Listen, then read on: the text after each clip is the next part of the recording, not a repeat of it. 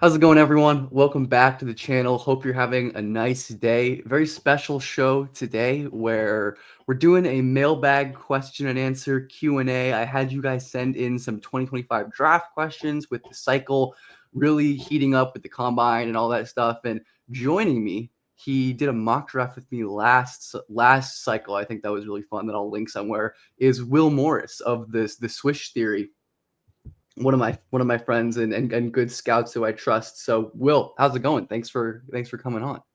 Doing well, Ben. Thanks for having me today. Really excited to talk some 25 draft here. Yeah, it's a fun class, especially after like last year's class was so just weird and kind of a slog. But this year has been really fun. I mean, just we're gonna dive into these questions. What's just been your overall impression on the class and just the vibes of it as a whole? Yeah, absolutely.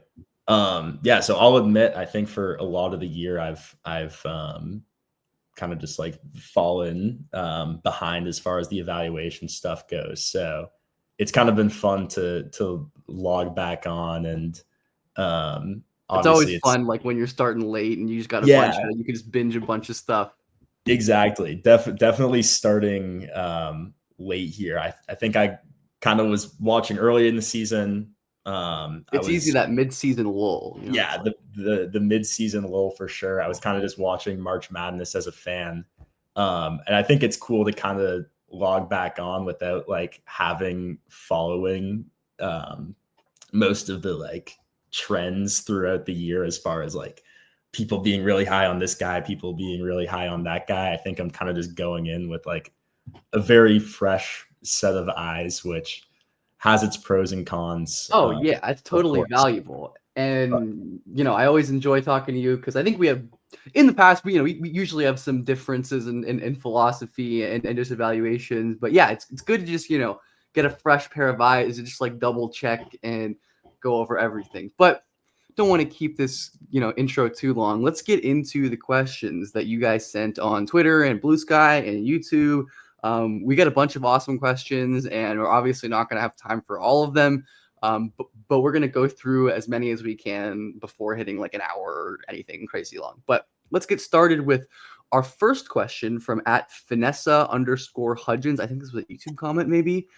And they say, it feels like most draft cycles herald the self-creating downhill guards as the darlings of their point guard cohorts, and for good reason.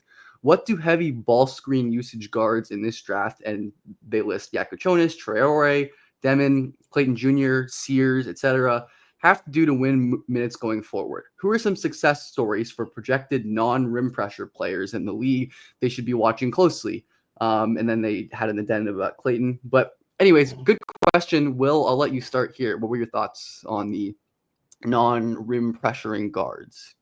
yeah, for sure. I definitely had like a couple kind of angles that I was looking at this question. The first being a little bit more bare bonesy, but I think sometimes it helps just to think like very basically about things like this, right? And I'm gonna reference 2K My Player here, right? And I don't know, when you're creating your My Player, you kind of have like the option of like your different archetypes, and as you're selecting it and you're kind of messing around with the measurements, your guy's going to be good at some things and less good at other things.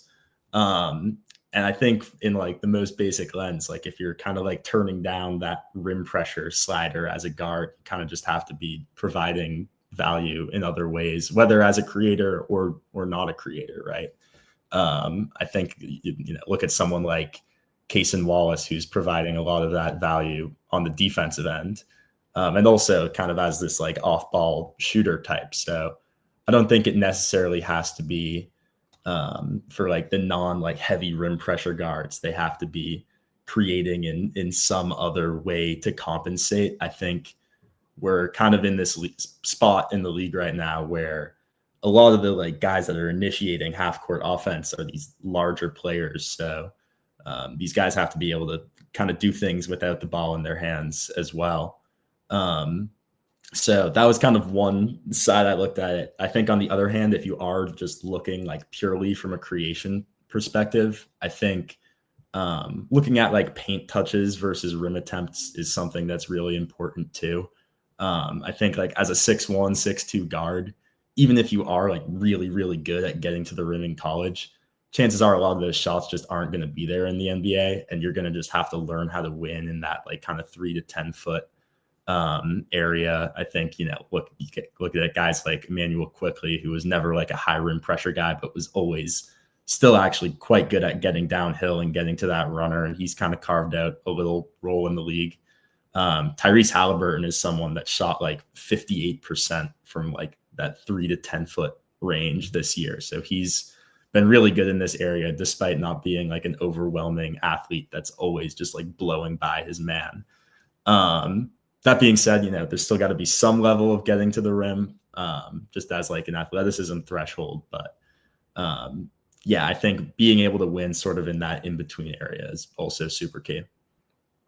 Absolutely. I think the point you made about like the 6'1", 6'2" guards is important, where the easiest way to separate it is like, I think this matters most for like the shorter guards, right? Like in the question, they mentioned like a Yegor Demon or a Yakuchonis. I think players like that probably have a little more leeway because of their size, especially like a Demon who's like 6'8" and can functionally kind of play as a wing, and to the point where I kind of view him more as a wing. But I honestly had a really similar thought process and just got to it a different way from you. Didn't necessarily think about it in 2K terms, but it's just that it is very, as this person asked, basically posed in the question, I think it's very true that being able to get to the basket and finish as a small guard is like really important for your translation. I think that's kind of clear.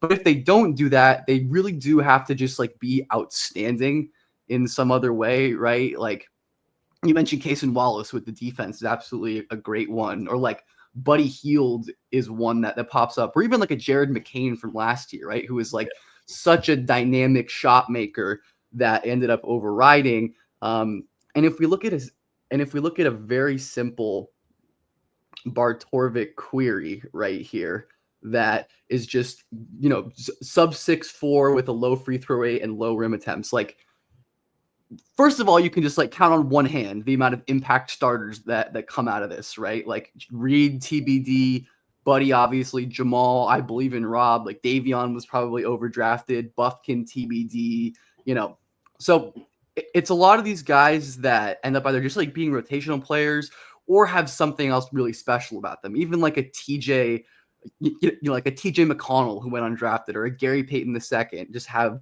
obviously special traits. And then you can see Walter Clayton, like, and other players who this person mentioned. But looking at the biggest successes here, right? Like Peyton Pritchard was just like an all-time shot maker. Gary Harris, Trey, Avery Bradley, Davion Mitchell. Like, these are guys who end up being valuable because of their defense. But I do really think it's like, if you're not, it's very true that it's, if you're a guard who's not necessarily winning easily without a screen, you probably have to bring some kind of exceptional value in another way. Where I think like a Walter Clayton kind of probably ticks that box because of his crazy shot making, and he's like a really impressive vertical athlete too, which I think kind of adds value. But yeah, I mean, it's always going to be a problem for like shorter, fringier guards like a Mark Sears or someone like that, who it's just really damn hard to exist as a small guard, period, even if you are a really good, scorer and creator. But yeah, I think just having high level traits elsewhere. And they mentioned some, right. I mean, we think about the success stories, right? Like a Cason Wallace, or like there was even in the query was like a Jamal Murray, who obviously is bigger, but always had like the special shot making gene. So anything else on this question you wanted to add, Will? Yeah, not really. I mean, Pritchard was like a name I jotted down as a success story, just because, great shooter, but also like exceptional moving without the ball in his hands. Even if he's not like scoring a gazillion points a games on cuts, like he just has a nose for the ball on the offensive glass and is always relocating on the perimeter. I think being able to like play sort of in that off ball role. And I think for sure that's something that Clayton might be able to get to, just given the level of shot maker he For is. sure. He's great, like sprinting off of handoffs or like coming from like a dead corner and pulling up.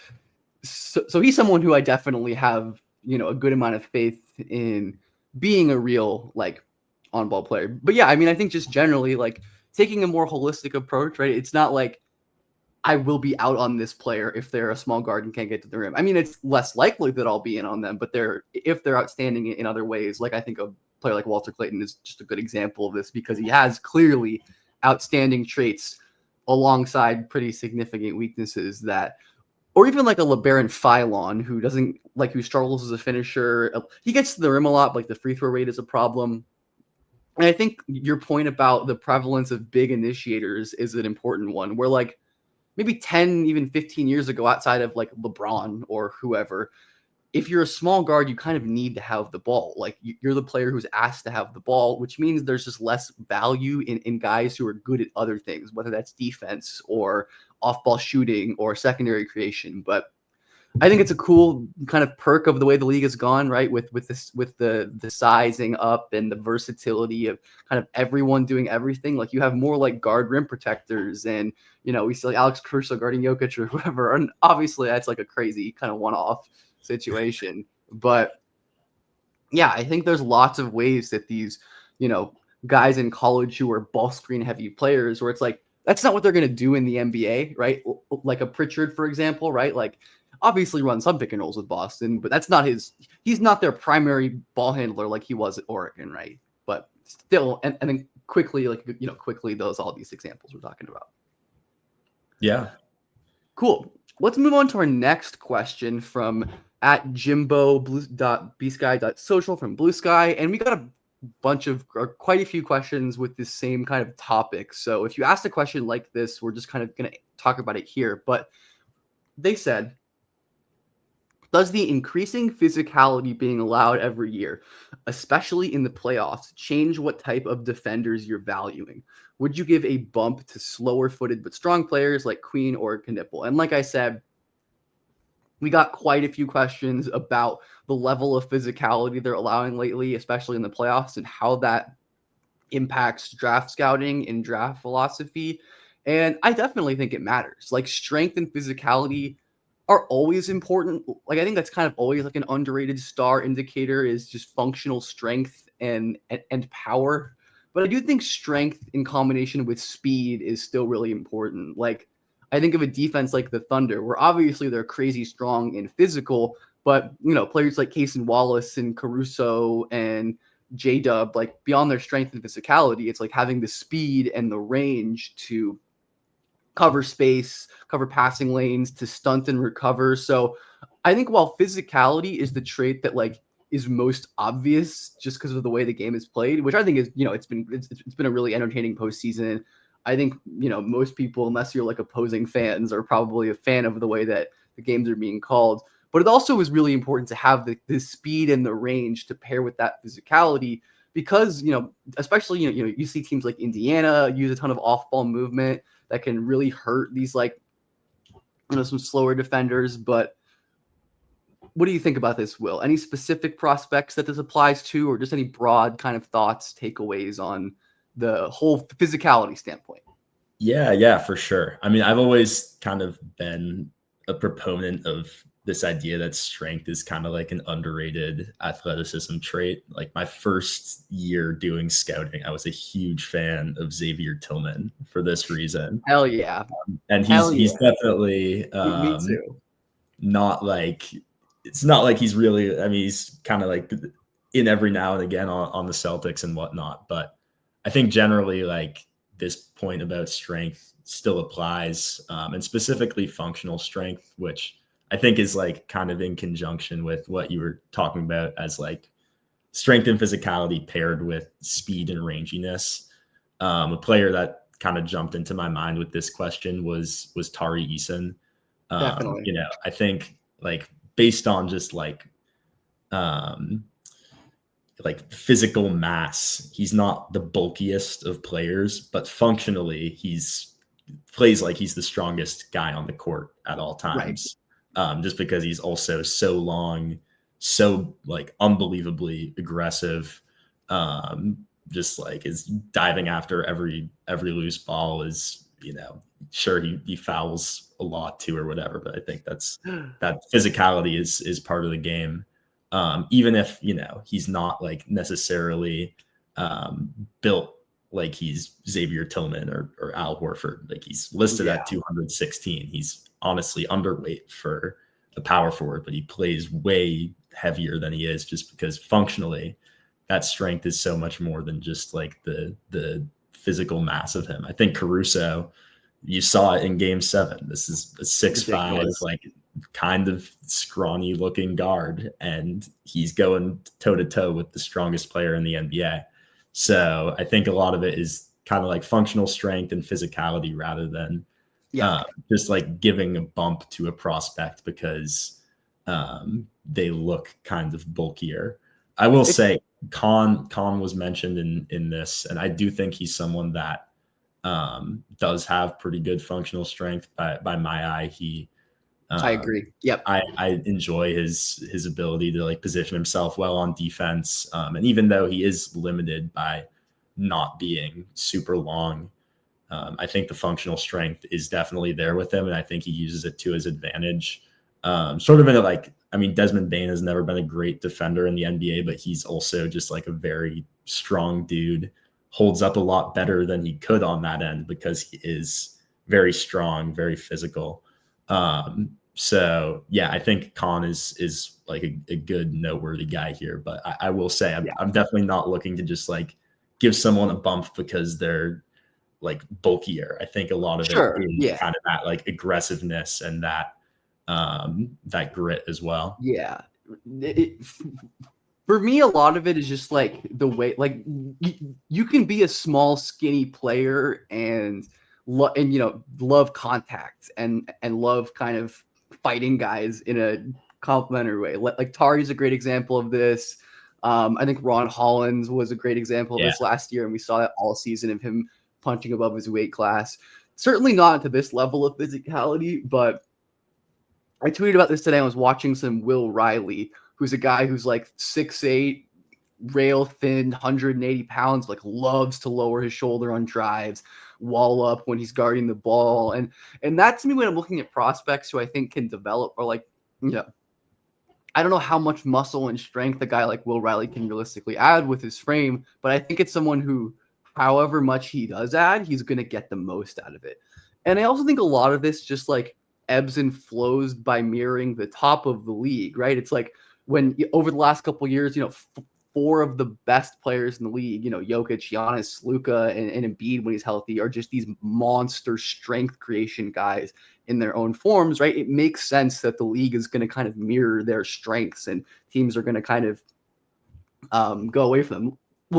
Like, I can totally imagine Presti, like Sam Presti in the draft room being like, we're going to keep Jalen Williams around for when we play the Nuggets in a series. Like, this is a guy who barely played this year in terms of meaningful minutes in games, and then was a key rotation player just because he body type wise matched up with Jokic and has quick hands and obviously has some things he adds on offense. But yeah, I think like the strength and physicality definitely reflective of like the way the league's best players are trending.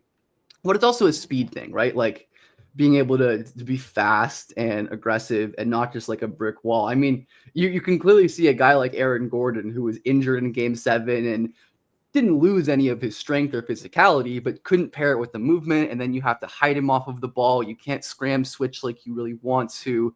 But yeah, I think Khan is a good example. The question mentioned Queen, how I think his physicality can wax and wane, certainly, just like his motor. But there are moments where he definitely applies it and looks pretty overwhelming and dominant. I thought about Edu Thiero as another really physical guy who obviously has like the elite athleticism to go with it, but he's someone who just like embraces contact as a driver, does not care if people are trying to ram into his chest. That's another really physical player that I think, is probably a little underrated by mainstream consensus, and I think can fit really well. I was going to say, are there any players who maybe a lack of physicality is concerning to you, despite like perceived athletic tools, or even, guys who like not be athletic? Like the main one I think of here is like a Ryan Kalkbrenner, who has always been such an imposing physical talent, and he's very skilled and smart, but just has never been really good at like holding position or absorbing contact. Like I think of like Maxime Reynaud is another one like this, but obviously he's like more limited physically. Yeah, I mean, I think like the most obvious example towards the top of this draft is Trey Johnson from Texas. Yeah. I mean, he's just very, very weak physically, and I know he's not playing that center position that's like the most vital defensive position, I'd say, but I don't know. Look, I think the Thunder right now are a perfect example, and a lot of this is just luxury of them having a loaded roster and being able to like put different bench guys in for different situations. But we didn't see too much Isaiah Joe this series, and honestly, like through a lot of the playoffs, and he's a phenomenal player, one of the best shooters in the league, but obviously very weak physically. I definitely worry about that a little bit with Trey Johnson. I think just looking at a lot of these rosters that were in the final 8 teams and are in like the top 4 teams, you don't see a lot of guys that are kind of as like weak physically as him that are getting big minutes. Yeah, and if you do, you have to be outstanding in other ways, obviously. Yeah. Like, I don't know, like Miles Turner's game has never been crazy physical. He's gotten better at it, but like obviously he has like the 7-foot center thing. I think like this is an interesting comparison point between like Trey and Khan, where on the surface it might seem like Trey is like a far superior athlete. Like the combine testing suggests it. Some of the highlights, maybe you see Trey getting up above the rim and you think he's a superior athlete, but in reality, like Khan is a much more functional athlete because he's strong, because he's more kind of straight line explosive. It doesn't have the kind of vertical or anything, but is much better absorbing and playing through contact. And that's obviously, evident in like the free throw rate stats and then the rim pressure stats. But yeah, I think Trey is a great example. I think someone who we're going to talk about in our next question is also a pretty pertinent example of this kind of talking point as well, especially on the offensive end. Yeah, I can't even remember what the next question was. I kind of have all my notes in jump order here. Well, let's just get into it. Yeah, let's move on. This is a great transition. I'm curious to see where you're going to go. This is a great transition to at Rich Homie Flom. Our pal Rob Flom asks best fits for Ace Bailey. We had a bunch of Ace Bailey questions, some pertaining to his specific fit in Philly or what we thought of his defensive projection. So I thought we'd kind of just use that as a springboard to talk about Ace, and we'll stay faithful to the question and talk about his fits. But just kind of transitioning away from our last talking point, I think one of my main concerns with Ace is more to do with his like wiring than his actual skills or ability. In that he doesn't like to use his physical tools. Like he is a very physically imposing person, who's not like. I think like his actual like explosiveness has always been kind of overstated, but like not a lot of 6'7", 6'8" guys with his like fluidity and speed and coordination who can definitely get up in space. But Will, I think I took the last one. So any favorite fits for Ace Bailey and thoughts on Ace as a potential Philadelphia 76er, since I'm sure since I know a lot of people are specifically curious, as that seems like it's something that could very realistically happen. Yeah, Ace is a very funky player to me, and I think apt in our transition from that discussion on strength to discuss that with him. I think back to 2020 again. This was my first year evaluating, and someone that I was too low on was Jaden McDaniels. And these guys, I think Jaden coming into the year, super highly touted prospect. And Ace, obviously similar, super highly touted.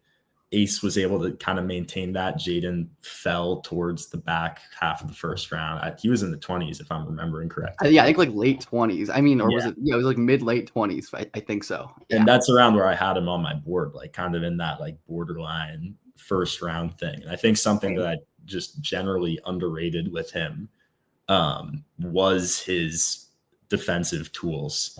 I think, he was playing in that 2-3 zone at Washington, but I think you saw these flashes of him like making really good weak side rotations, sliding really well on the perimeter with smaller players, even if it was just kind of in spurts. And he also is someone that when you watched him play, that kind of effort level just always waxed and waned.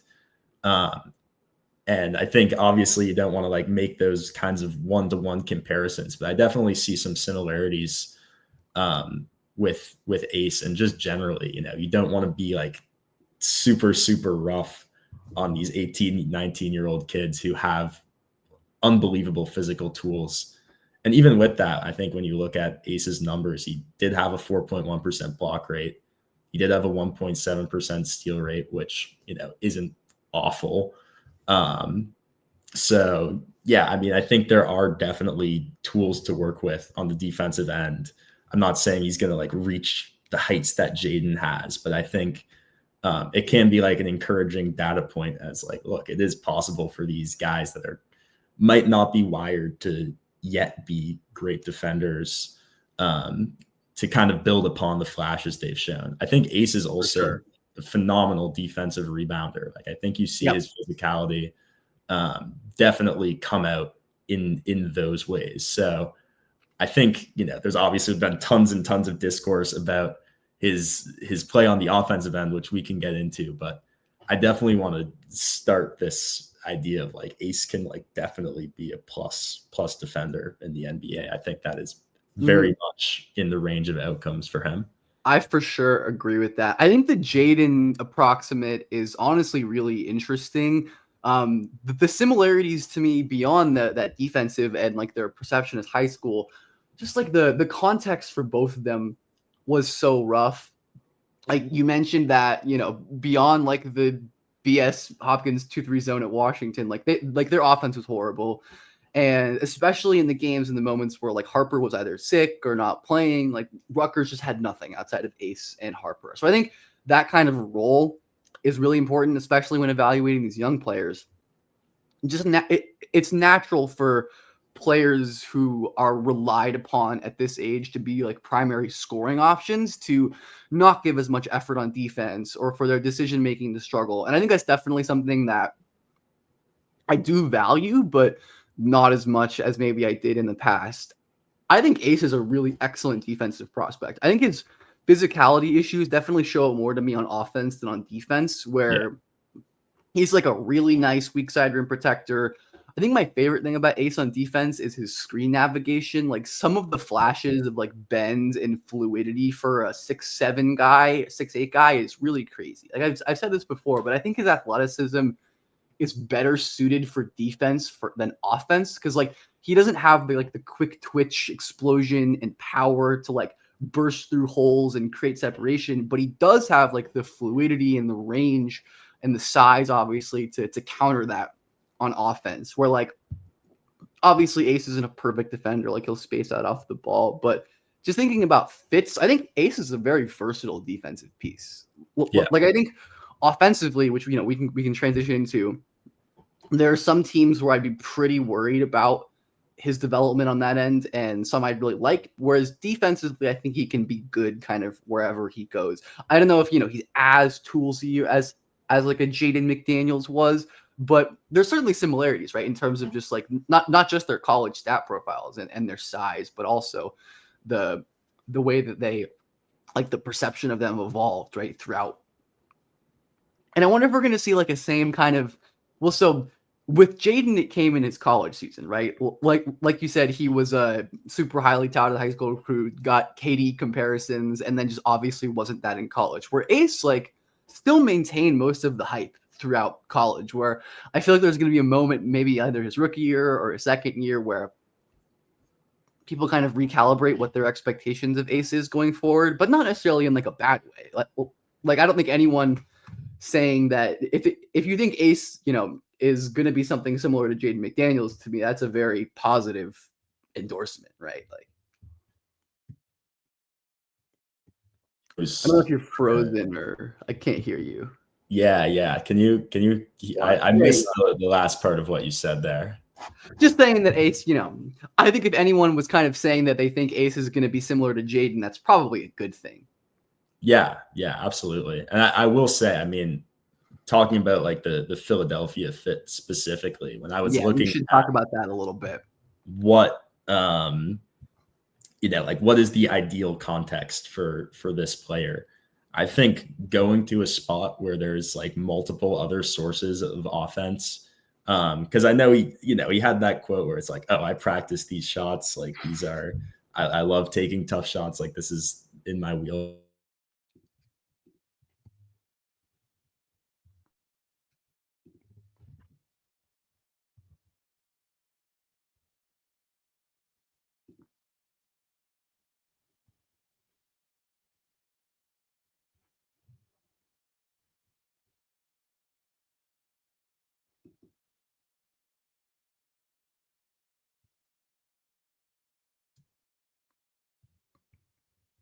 I believe you've frozen again. I'm not sure what's going on, if it's mine or your connection, but I can like edit this part out, but I'm not sure exactly. Hey, can you hear me? Yes, this is better. I can hear you now. Yeah, sorry about that. All good. Yeah, I'm trying to think where we were. So Just Philly. talking about the idea of them getting like having multiple sources of offense being useful. Yeah, absolutely. I mean, assuming they're going to keep a similar roster in place, Embiid, Maxey, there's other guys around that will be able to sort of generate that kind of offense. Well, there are definitely worlds where Ace reaches like a very high end outcome offensively. I don't think you want your offense running, or even as like a second option, rookie Ace Bailey. I think it's just not a good idea. I think it's just ripe for him to sort of continue to develop these bad habits, and I just don't think it's inductive to running a good NBA offense. But I think for his sake, you have one of the most gravitational players in the NBA in Embiid that's going to attract a lot of help. Maxey has developed into one of the best offensive players in the league. So he's going into this place where those shots that are difficult now are just going to become even more and more open. So I think, kind of turning the slider down and making that shot diet easier for him, giving him the energy to really lock in and focus on his defensive development.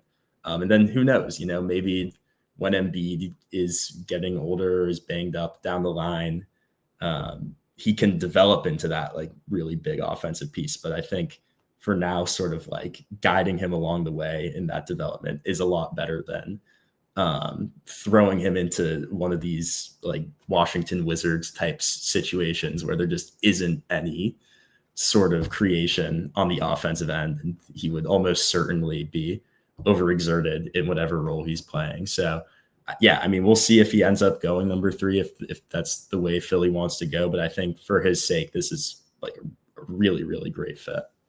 I agree. I mean, I probably wouldn't take Ace at 3 if it was me, but I do really like the fit there. Like you said, having Tyrese Maxey and Jared McCain are going to be really good for him. Like, neither of those guys are phenomenal playmakers, but both of them are competent enough and also good enough scorers, we think, especially, with McCain, we think that they can have the gravity, make basic passes and get Ace easier shots where, to some extent, it's not that Ace can never do the tough shot stuff. It's just that we don't want that to be the primary part of his game, right? I mean, you can count on one hand the players who that's their primary mode of offense, that and those guys are probably stars. And maybe Ace can get to that, like you said, in the long term. But I would much prefer Philly for Ace than a team like Utah, right, or Brooklyn, where I think they're going to just throw him a bunch of offensive usage. And like you said, I think probably develop a bunch of bad habits where for some players, I like that. Like for some players who I think you're developing to be your long-term primaries, working through and playing through mistakes can be good. But for Ace, who I view long-term as like a really excellent complementary player, Not necessarily like one of your 2 or 3 offensive focal points, but someone who can be like an excellent off-ball shooter, someone who's able to score and take on more offensive load with certain bench lineups. And I think Philly makes a whole lot of sense for that. Like, obviously, who knows what the hell they're going to get out of Joel going forward, but he would really help out Ace, assuming things go well. I wouldn't hate Charlotte, compared to a lot of the bad teams, just because they have LaMelo in place. Like, I don't know if it's my favorite thing, because I do think Charlotte just needs more like high field players. I think they've just neglected that for so long. It's like, oh, we drafted LaMelo, we don't have to get any more good passers. Like, I mean, Miller's all right for his role, but Yeah. I don't know if that would be the It's best funny. for Charlotte. But for Ace, I think that could be okay. Yeah, it's funny because I was looking at the top of this draft and I was, looking at these teams that are in like full on rebuild mode. Brooklyn, you mentioned as another one. I'm like, man, I don't like a lot of these fits for him. I think it's honestly, if it seems like most of the mock drafts I've scrolled, like he is that guy at 3. So you think maybe that's the likely direction they go. But Charlotte was the other one that I did jot down. I mean, they also do, even though, they're not like a very good defense right now. Like, I think you hope that Mark Williams, even though they almost just traded him, is that like anchor for them, So I think having that kind of like backline in place already is definitely something that matters. But yeah, and I mean, I think, again, LaMelo, like they have like a very gravitational creator in place. So I definitely for him prefer Philly as a destination. Oh, yeah. But I think I'm in a similar boat to you. Like I'm still, as I mentioned at the start, sort of like sorting my way as far as how my board's going to look. But I'm not sure if I like Ace over Con, quite frankly. Like I prefer Con really, as well. I'm a bit in my what I've seen so far. I think Con is. And it seems like he is kind of talked about in that like top 5 or 6 lens by a lot of folks that I've seen. But yeah, I mean, he's arguably the 3rd best player in this class to me. So that might be the direction I'd go. But I think this is a good spot for Ace too. I fully agree with. I think Con for Charlotte is like exactly what they need. Like, I think Con is certainly much less like fit dependent than Ace. I don't think that's going to be a hot take to anyone. Like Con, I think has shown that he can kind of slot in anywhere and be successful. Whereas Ace is definitely just going to take some more tinkering, right? Just because he's more raw than Con, who Con's far from a finished product. Like there's a ton of like handling stuff he can improve on. Defensively for sure, but Ace is much more raw in terms of like the decisions and the process and the ball control, even than Con. So yeah, I think all in all, I really do like Philly as an Ace destination. Charlotte would be okay. Would not like Utah. Would not like Brooklyn. Probably wouldn't like.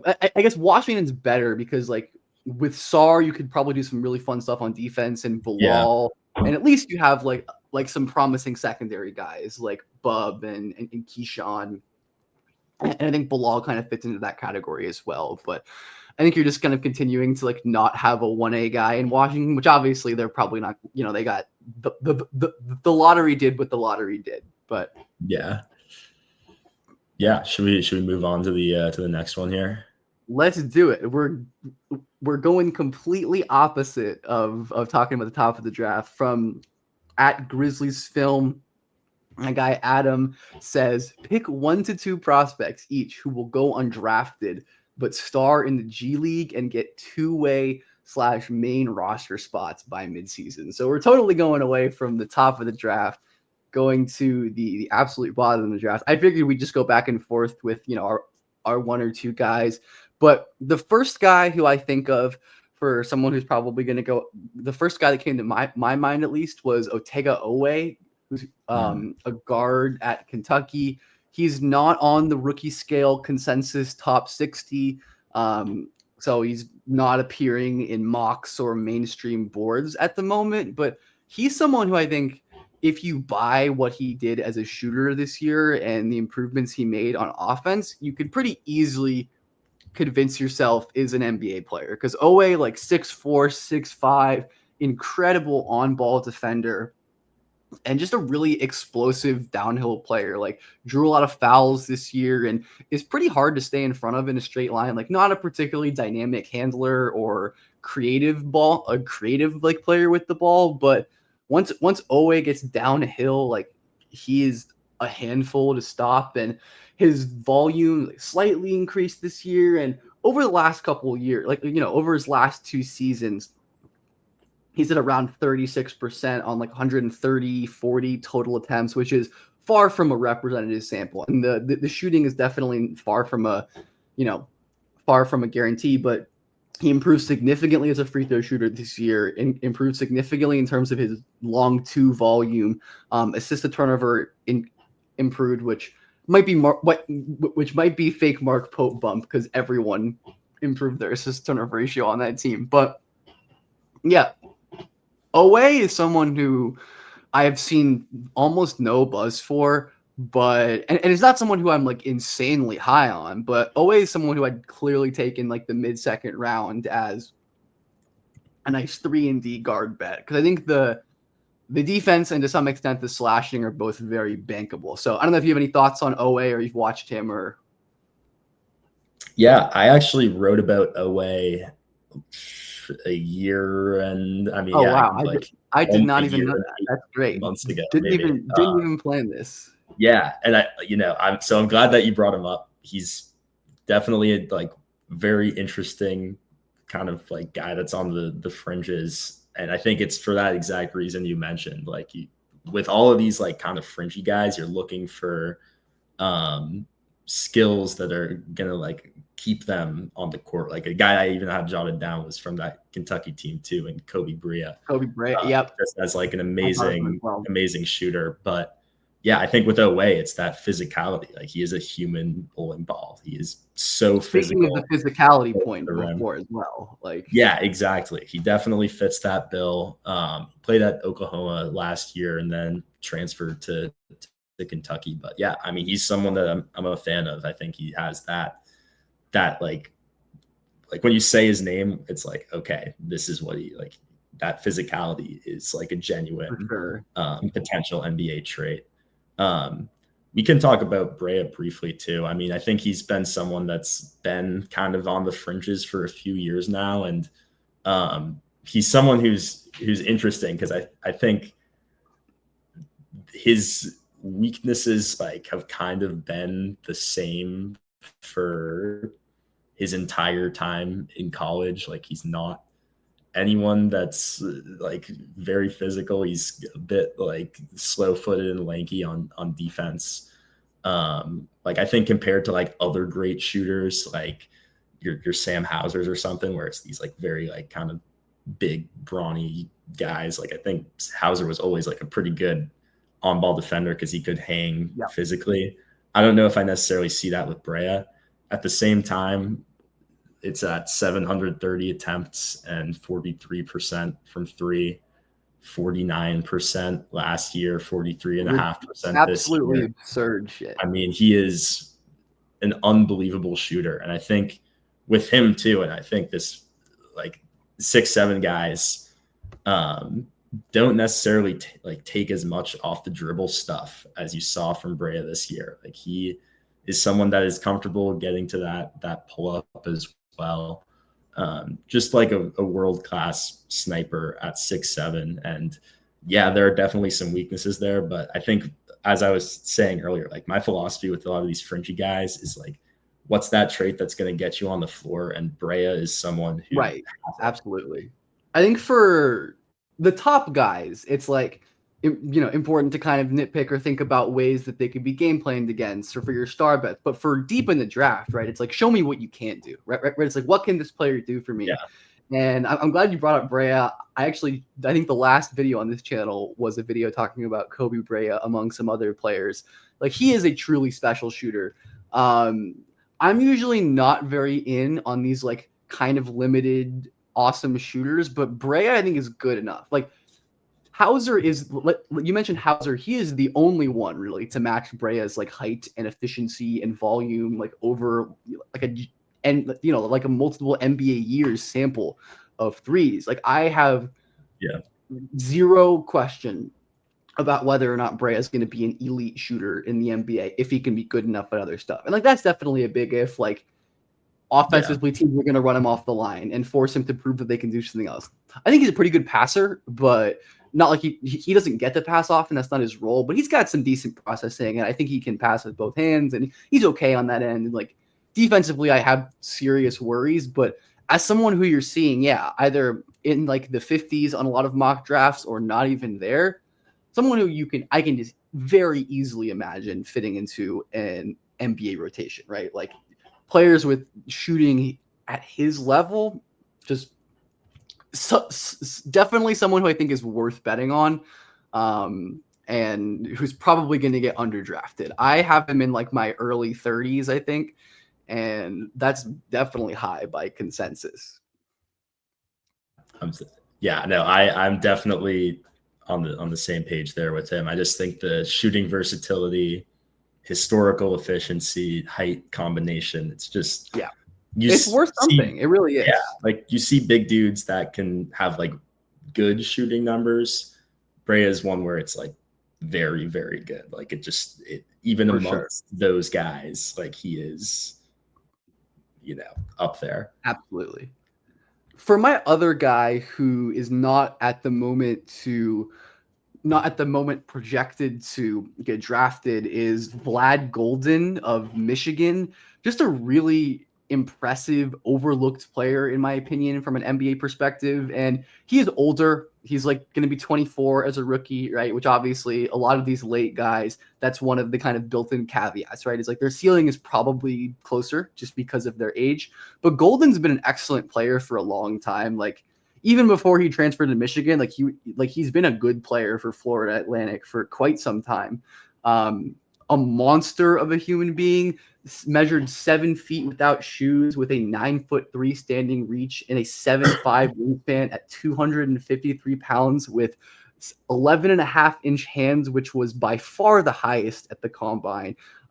He led the combine in that hand width. He was fourth in terms of standing reach, top 5 in terms of weight, wingspan, height without shoes. Like he is a monstrous physical talent, and I think a much better mover than most guys at his size. Like he is fluid. He can get in a back pedal. He can really do some stuff on the perimeter. I mean, I know it's I don't know if it's a hot take. I think he was a better player this year than Danny Wolf. Not necessarily he's a better prospect, but I think Golden was the more impactful player, to be perfectly honest. And I think offensively, he's a pretty quick processor. Like he can pass to cutters from the middle of the floor, run dribble handoffs. His finishing this year was phenomenal, and he's been a great finisher for a long time now. Like across his last 3 seasons, around 70% at over 200 or more attempts at the rim every year, and an incredible like intermediate hook shot, floater, push guy who started to shoot a couple threes this year. I wouldn't necessarily bake in shooting to his projection, but Golden's just the guy who I feel like is going to go undrafted and then just like stick in the team's rotation just because it's hard to find like good playable bigs. And I think having just like a good stable of center play is so important for like raising your floor. Like my favorite example of this is like a team like Orlando, who has so many weaknesses and are always decimated by injuries, but because they have like 3, starter or high level backup caliber centers, they always just find a way to make it work and try to above water kind of regardless of what's going on around them. Obviously, Boston's been an example of this for so long. I mean, they're great in other ways, but like you see the value of like a Cornet and even like a regular season guy like Keita filling minutes and then your Tillmans. But yeah, I think Golden is someone who you can probably get undrafted on a 2-way or whatever. And he's someone who to me is a clear NBA talent, even if there's maybe not a ton of room for him to grow. But I do think it's like you could throw him into an NBA game today, and I think he'd be solid. I don't know if he'd be like an amazing player, like someone who you want playing big minutes in the playoffs. But when we're talking about the late, the late second round picks, we're not necessarily thinking about someone who is going to be a playoff starter, even though I think like would like totally shock me if Golden was someone who like was a valuable rotation player in high leverage minutes. So that's probably my favorite name for this, honestly. Yeah, I'm excited to watch him more because I'm definitely I watched some Michigan this year. Someone had a question about Wolf, so I did a little binge of him before this too. But I want to, yeah, I trust you, so I'm gonna dive more into Golden For sure. Yeah, and watch we'll be and watch we'll more definitely be Michigan excited to probably hear after your this. takes. Did Yeah, you have anybody else that you wanted to talk about for this, you know, guys who will probably go undrafted, be late picks, but you think could be roster guys by next year? yeah. I mean, I don't want to do like a whole thing on him because I think a lot of it is pretty obvious for college basketball fans, but I've always been a big Will Richard fan. So it's kind of like seeing him I go up like there and that. win a national Yeah. championship was a little like, wow. Like played at Belmont. I think it was kind of like a draft Twitter sleeper guy. He's still And that not in the rookie scale top 60, so I think he certainly fits here. Like, yeah. And you know, not I feel someone like who's being talked about as a draft prospect by any like really. he's on a national title team, which obviously you don't want to like factor that as everything or something, but always been like a good shooter with versatility, like can legitimately get to his pull up inside the arc. And I always have just like enjoyed his team defense ability. I think he's always been someone who's really great helping in the gaps and at the nail and things like that. That very high motor. Another like one of these guys we're talking about as far as functional strength goes, even though he's not like massive, he definitely plays bigger than his size and is very active on the defensive end. So I'm a little bit surprised just given how like great he was on like the biggest national stage. You'd think he'd have a little bit more draft buzz, but yeah, I remember watching him at Belmont and being like, oh, this guy is pretty good, and like seeing him up there winning a national championship and his development this year specifically is like, wow, yeah, this guy, I don't know why he hasn't in his 4 years of college generated that kind of buzz. I'm with you on Richard. I think he's totally a draftable guy.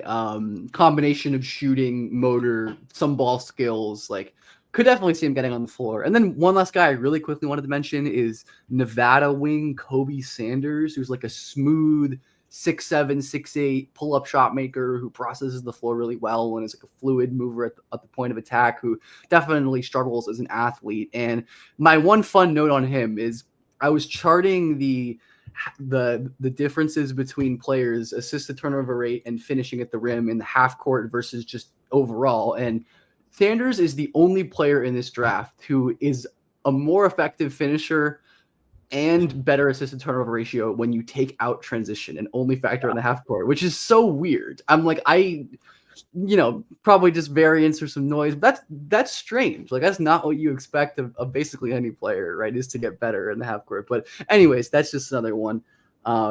Yeah, but anything else, or would you like to move on?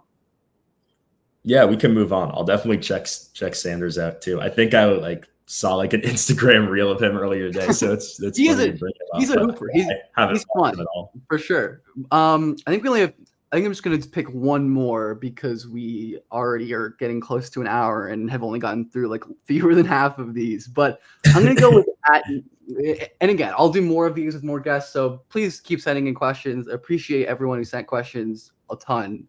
But we're going to go with Nico Ray 79, who I like this question a lot, who says, who is this year's if I was a freshman, I'd be a top pick, but since I'm 23 years old, I won't, but ends up being a great player. Will, who are you thinking for this one? Yeah, I mean, I think like without saying the obvious name that comes into my mind here, like I do want to shout out Walter Clayton because I think another Florida guy that like we talked about earlier that just has that special trait we talk about. But I mean, definitely. Like I read this question and it's Nick Clifford. And I know he's getting mocked like in the first round and stuff still, but that's the obvious one. This is someone that came to me as well. This is someone that was a lottery pick for me last year and decided to go back to college and, just kind of got better at Mhm. everything on offense. Played in like a much larger role on the offensive end with Isaiah Crawford. That was their point guard last year, right? Totally. Yeah, that's right. Um, I believe he's uh, Sioux, Sioux Falls now, I think. In the G yeah, League, probably. I haven't heard I of him, think but so, at least. But yeah, either way, um, he's or Isaiah Stevens. Isaiah Crawford was oh, Isaiah Crawford's the Louisiana Louisiana. Tech. No, Yeah, yeah, I yeah. know. I knew it was Isaiah.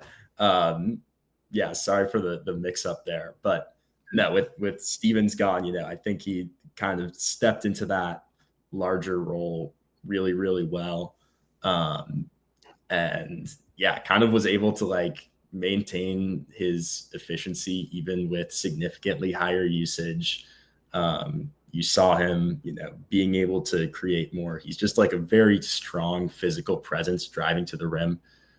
Great attacking off the catch. And he's someone that like, although he definitely has that element of like catch and like jab step, it's all very quick. It's not like he's catching it and holding and kind of like letting the defense get back in position. He's someone that is really good at like pouncing on those advantages. And then once he gets to the rim, great above the rim finisher. Super, super strong, like not afraid to throw it down on you. Yeah, I just really loved what I saw from him as far like I don't really think he like could have shown much more on the Yeah, offensive he end kind of because played as well as he yeah, really like could have at this point.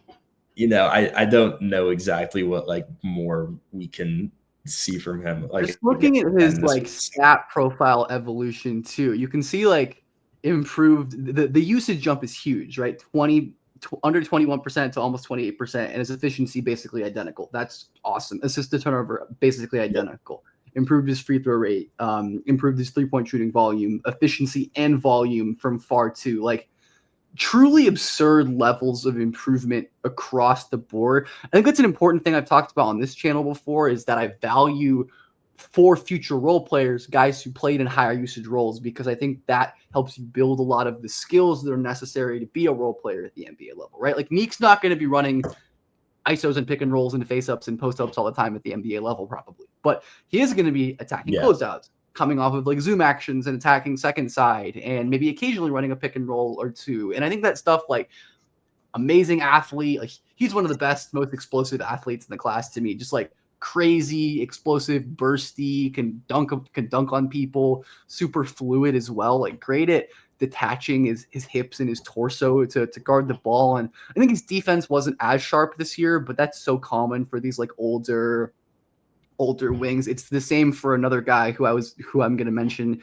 in a second too. But Neek is someone who I probably don't have like as a top 14 player on my board just because how strong I think this class is with like youth and upside. But he's someone who, like, if a team took him in the top 10, I wouldn't bat an eye. He is yeah, that good to me. Where, if a team, I don't know, like Portland's maybe, who just wanted like a good playable wing who can shoot and pass and drive and defend, like I could absolutely see Neek being a good NBA player for a long time. And like you said, I think he is like the very easy, obvious answer for this yeah. question. I want to go back to the usage thing that you mentioned too. Like, I think like two names that stick out to me again, like Bane, we already mentioned, but Austin Reeves is someone too. Yep. It's, to me, like something that I really value is not necessarily just like the high usage, but kind of like playing multiple roles in college. I think there's something to really be said for that. Like Austin Reeves at Wichita State, and Bane like early at TCU, like very pure, like off ball shooter types that kind of like blossomed into these very dynamic on ball players. I think you saw something kind of similar with Neek, although I think he is just generally a bit more of like a defense leaning prospect. Like it's not like Yeah. a one style comp to those guys, but I definitely value that ability to like play multiple roles because then, Austin Reeves gets to the NBA.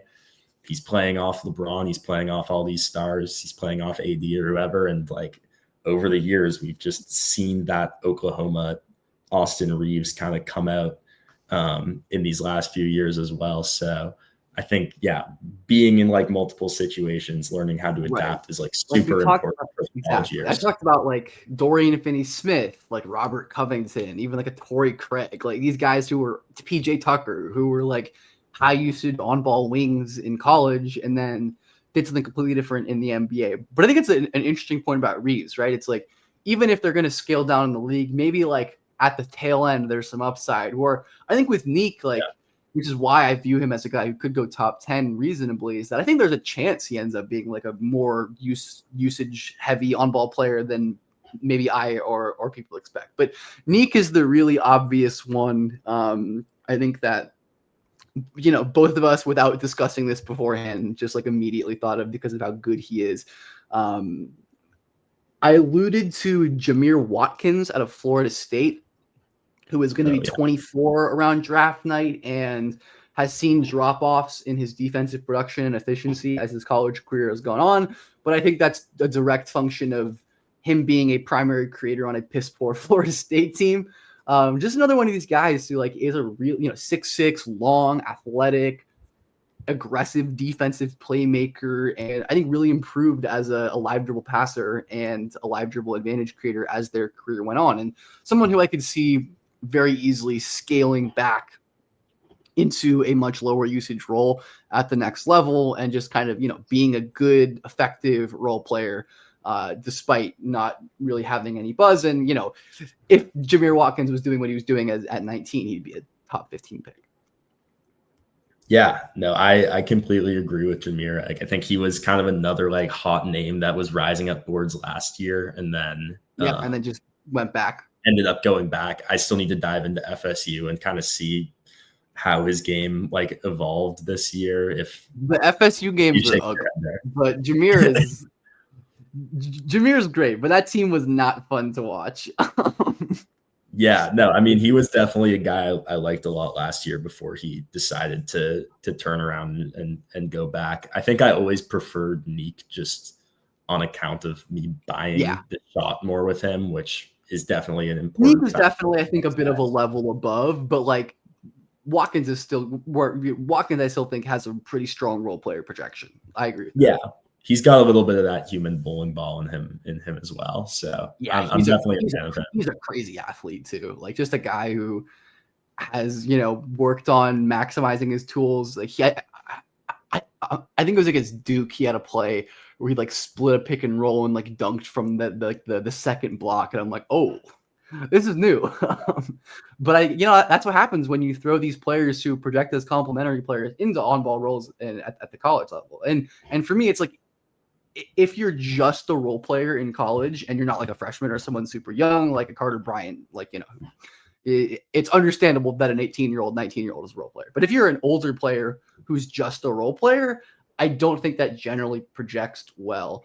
And then transitioning into the other like big name to me in terms of like the 23 plus older players, who is Cam Jones of Marquette. Yeah.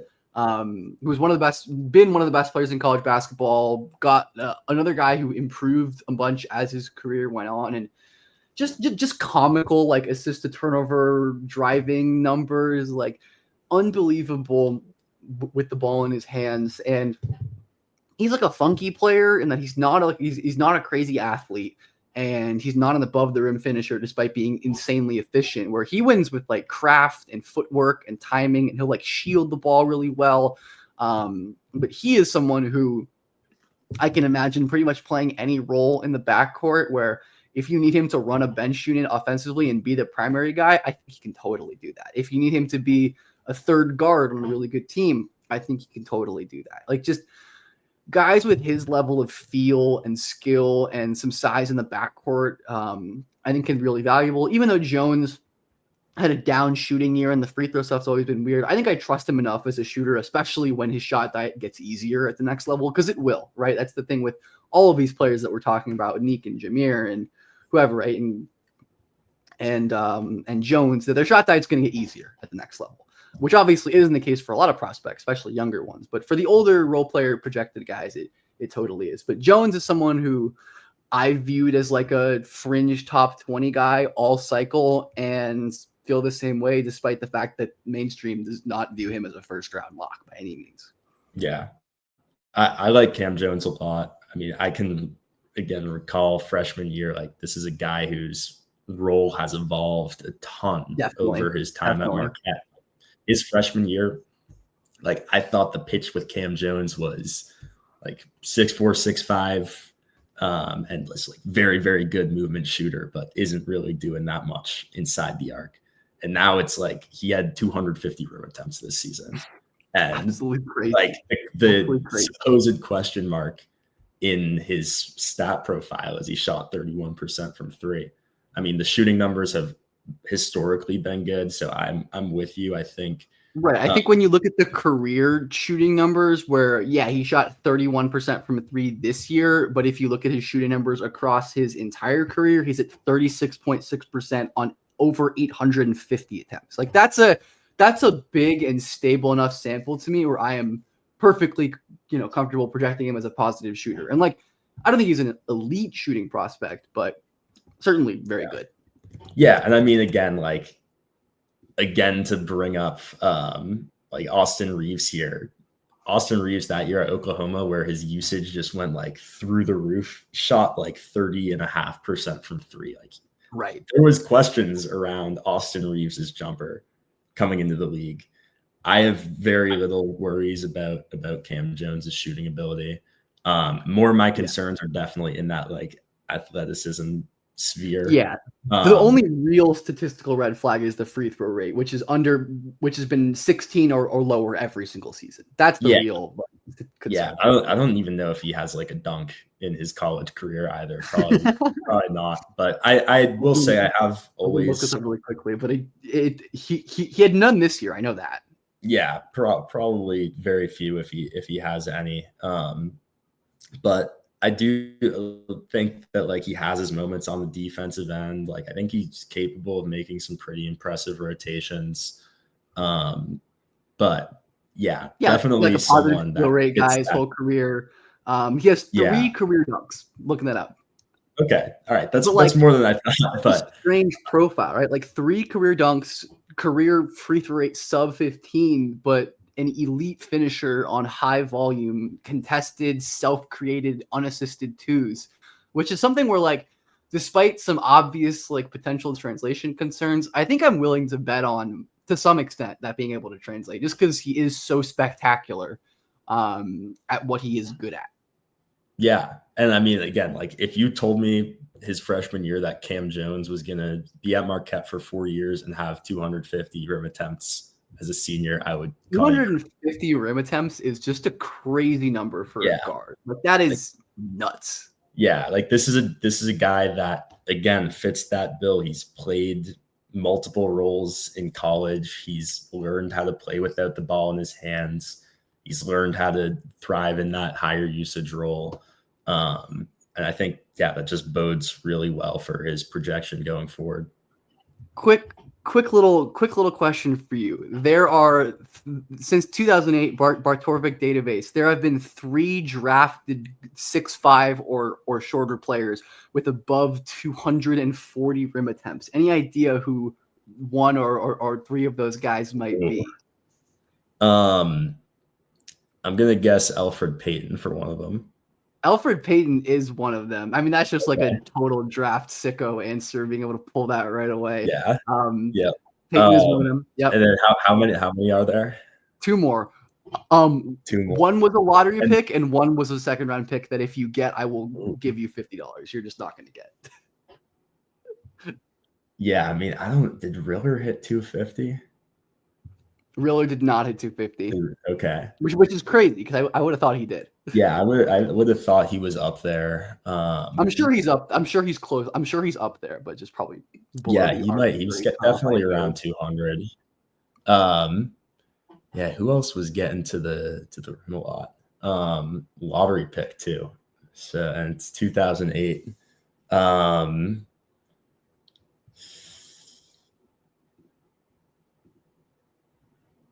I mean, yeah, like I think Sharif would have been up there, but he didn't play the whole season. No, I don't think. The lottery pick was a top 5 pick. Okay. And a good NBA player. Wasn't Ivy, was it? No, but I imagine he was probably in that universe. Yeah. How long ago was it? I mean, you're kind of giving it to me at this point. 2019. There you go. 2019. Oh, that would have been RJ Barrett, I guess, right? Or Not sub 6'5". oh, yeah, sub 6'5". Yeah, so I guess Ja. It is Ja. 260. I don't know why RJ came into my head before Ja. I just remember 264 attempts at the rim his last season at Murray State. That is absurd. The third guy is Michigan guard Darius Morris, who was drafted in 2011. Someone I have legit never heard of. But that's he was getting my long lost cousin. absolutely, yeah. That is name. your boy. But yeah, point being, right, that Cam Jones' ability to get to the rim and finish at a high level is rare, and in my opinion, and I think yours as well, worth betting on. But is there, before we end off, because we've already gone over an hour, are there any other like these 23 plus guys who you think are just, going to be awesome players and are potentially undervalued because of their age? Yeah, I mean, I'll say it again, but I still do really believe in Walter Clayton. Yeah. Like, just again, the special is there. Like, he is an excellent shot maker. I will say, just generally speaking, like this returning crop of players that are like in the draft pool definitely feels a bit weaker to me. And I think, there's definitely something to be said for NIL and people wanting to stick around college. And I think I have an account. I have 1, 2, 3, 4, 5, 6 upperclassmen in my top 30, which is like, I can't imagine a lot compared to past years. Definitely less. I mean, I think Kalkbrenner is still like a pretty interesting prospect. Like, always been. I've got him in there.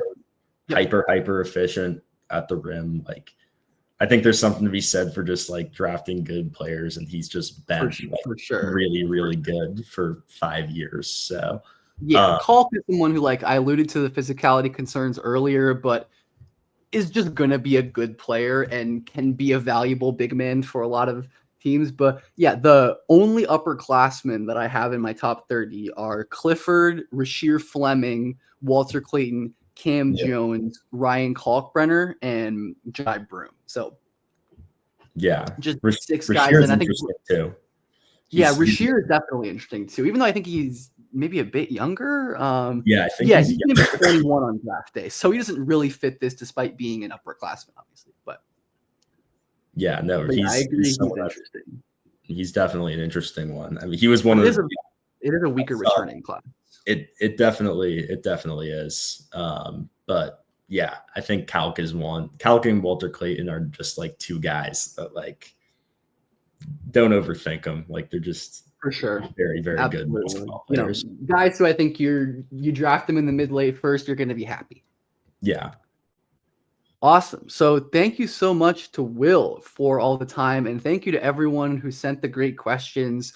Like I said before, I got so many good questions, and we can only fit so many because we're gonna want to answer these with the depth that that we did today. But Will, this is your chance to plug any work you have coming. I think you have some stuff in the works before the draft for Swish Theory. Yeah, so you can follow me on Twitter. It's at W_A_Morris. And I'll link that in the description and all that. Yeah, no, I appreciate that, Ben. And then, so I write for Swish Theory. I'm going to be working on some audio podcast stuff for them leading up to the draft, kind of just breaking down players, watching me catch up in real time on this class. So hopefully we'll have Ben on there at some point pretty soon. For sure. Definitely be on the lookout for all that stuff. For sure. And yeah, I mean, I'll plug Will's stuff. Check him out. Always enjoy his perspective. And, this won't be his last time on on the YouTube channel. But anyways, thanks everyone for watching the video, especially if you've made it all the way to the end. You are incredible, and I love you. And I don't expect many people to watch this long, but if you did, you're the best. And like, subscribe, comment, all that good stuff, and enjoy the rest of your day.